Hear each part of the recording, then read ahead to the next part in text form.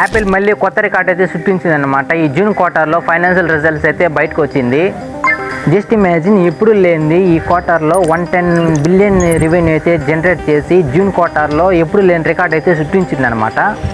So దీనికి main reason Apple and MacBook అనమాట. So Apple 54.3 billion అయితే ఎర్న్ చేస్తే మ్యాక్బుక్ మాత్రం 10.3 బిలియన్స్ అయితే ఎర్న్ చేసింది. సో ఇక్కడ మెయిన్ హైలైట్ ఏమరా అంటే ఈ రెండు డివైస్కి అయితే మన ఇండియన్ మార్కెట్లో ఎక్కువ డిమాండ్ అయితే ఉందన్నమాట.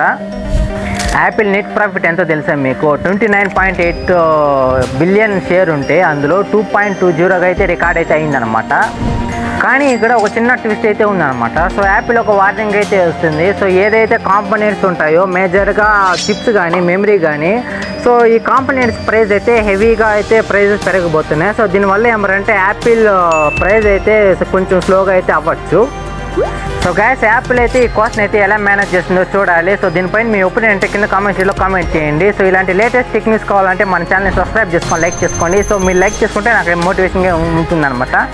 సో మనం మళ్ళీ నెక్స్ట్ వీడియోలో కలుద్దాం. సైనింగ్ ఆఫ్ మీ హేమంత్.